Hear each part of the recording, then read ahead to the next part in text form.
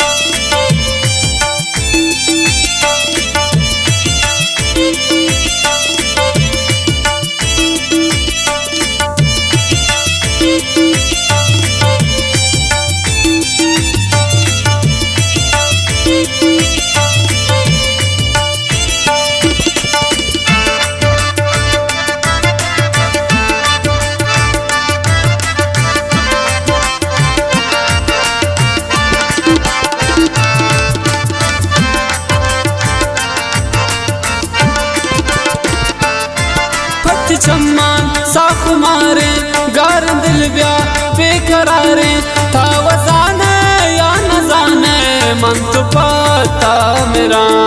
त्रावशिन मन ओ खुमारी रब्त दूरी या मयारी शपरो चाओ नि दिल भर मन तिना मागिरा बुरता गया तमने दिलारा दोस्त दिल भर बाज मनारा पति खुशियाँ कुर्बान कनी मोती सरा चम्माना बाला तो पम्मन दमे उसकी चोने चोने आदा तो कने वो पति चम्मान मन कुर्बान हजार वारी दिन गो वफा ओ दिल भर वफा तो कने वो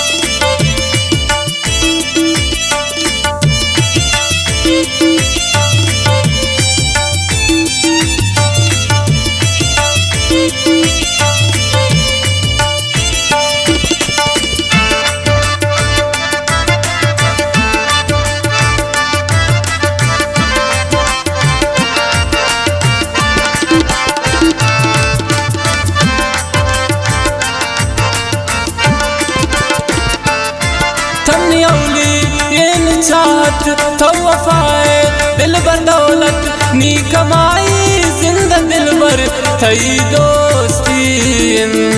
तुमने हमरा बे जानी बेदिला हर मान मानी नी कमाई जिंदा दिल भर बस्ती दोस्ती बुरता गया तुमने दिलारा दोस्त दिल भर बाज मनारा पति खुशियाँ कुर्बान कनी मोती सरा चम्माना बाला तो पम्मन दमे उसकी चोने चोने आदा तो कने वो पति चम्मान मन कुर्बान हजार वारी दिन गो वफा ओ दिल भर वफा तो कने वो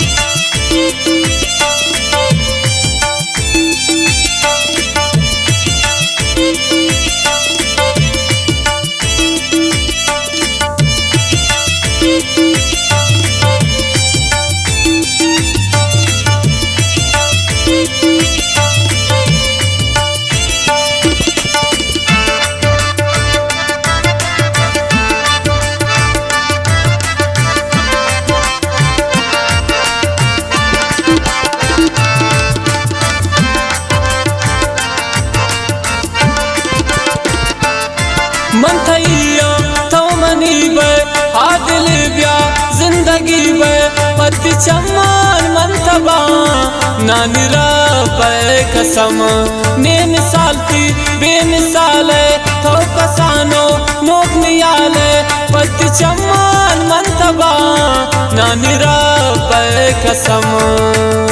बुरत गए यार तुमने दिलारा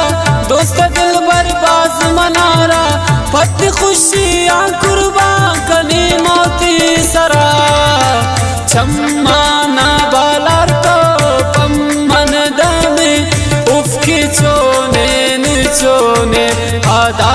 तो कने वो पति चम्मान मन कुर्बा हजार वारी दिन गोवा दिल बर